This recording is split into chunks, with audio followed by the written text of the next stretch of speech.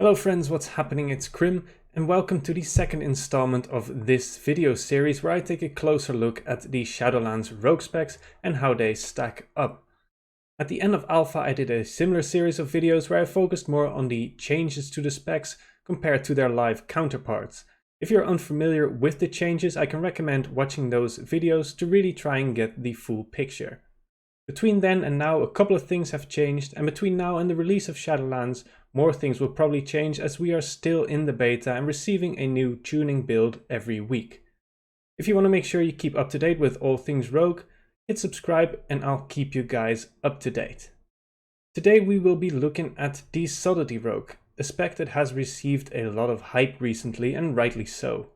Subtlety has been a favorite spec for a couple of years now, and even at the start of BFA was still played.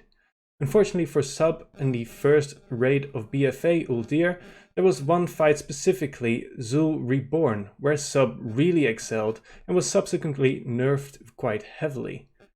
It was left unattended for the rest of BFA, much to the dismay of a lot of people. However, with Shadowlands looming on the horizon now, a lot of changes were introduced, so let's see if the spec can get its revenge and truly become the Subtlety Rogue Reborn. Let's start us off by having a look at the Sub-Rogue talent tree, and for this I'll be skipping over the two utility rows and just focusing on player power. On the first row straight away we've got Premeditation, the new talent that replaces where Find Weakness was in BFA. When this was first implemented, it was kind of underwhelming, but yesterday we got a tuning build which now makes this talent work in Shadowlands, which brings it incredibly close to the Weapon Master talent. I could see either of these being picked with how close they are, at least early on in the expansion. Gloomblade has got great synergy with one of our Conduits, which increases the shadow damage that we do. As we are able to level up the Conduits, the value of Gloomblade is going to increase and is likely going to edge out the other two.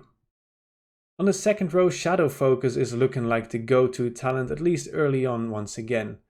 If energy regen becomes less of an issue, Night Stalker could also see play.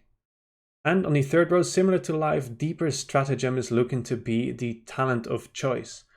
Marked for Death may also see play when you can abuse the reset mechanic or in solo content like leveling. On the sixth row, Enveloping Shadows is the go-to talent, giving you an extra charge of Shadow Dance. With the change to Shadow Dance now only having one charge in Shadowlands, this talent adds a lot of value.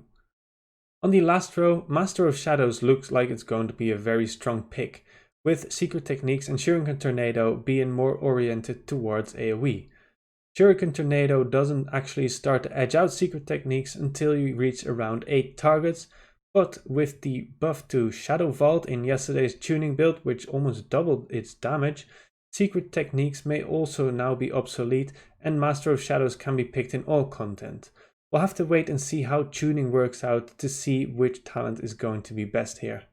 Our next topic is going to be legendary powers, also very important in Shadowlands, and let's start us off by having a look at some of the interesting neutral rogue legendaries. The first of those is Mark of the Master Assassin. This power makes it so that after leaving stealth for 5 seconds, you will have 100% extra crit chance. This does not work with Shadowlands, that would make it incredibly overpowered, but it is very strong in Mythic Plus where you can get a lot of re-stealths and open every pack almost with 100% crit for the next 5 seconds. The other decently interesting legendary here is Invigorating Shadow Dust. Whenever you use Vanish, this legendary power reduces the cooldown of your other abilities by 15 seconds. And this can be combined with the Night Fae Covenant ability, which gives you an extra free Vanish. As far as the Subtlety specific legendaries go, there is one that stands out by a country mile in the form of Akari's Soul Fragment. This is a big reason sub-rogues are looking so good on the beta right now. Whenever you have this legendary power and you Shadow Strike or Cheap Shot, 2 seconds later you will do another Shadow Strike at 100% effectiveness.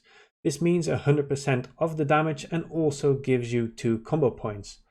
This creates an enormous positive feedback loop because of how Shadow Dance interacts with the spending of combo points. Whenever you spend combo points, the cooldown of Shadow Dance is reduced, and this makes it so that you are in Shadowlands approximately 80, 90, even 100% of the time with this single legendary. It is likely to be getting nerfed over the next couple of weeks.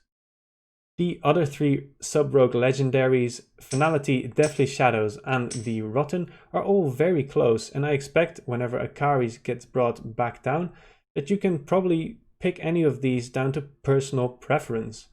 I want to point out Finality especially can be a good go-to pick for all kinds of content, especially with the recent buff to Shadow Vault that I mentioned before.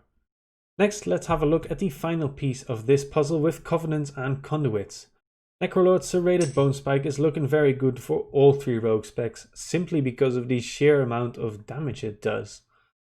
Night Phase Covenant ability Sepsis also has some cool interactions as I've mentioned, with some legendaries and stealth related talents. It also does pretty respectable damage. And thirdly, and interestingly, the Venthyr's Covenant ability Slaughter is looking pretty decent for sub. When this ability was originally released, it didn't look super great, but there is now a Conduit which increases the damage and critical strike chance of this ability. Sub is also able to use this in Shadowlands, which adds a lot of value to this particular Covenant. Aside from the strength of the Venthyr specific Conduit, Subtlety also has some great spec specific conduits. I already mentioned Deeper Daggers earlier on in the video when I said it had great synergy with Gloomblade.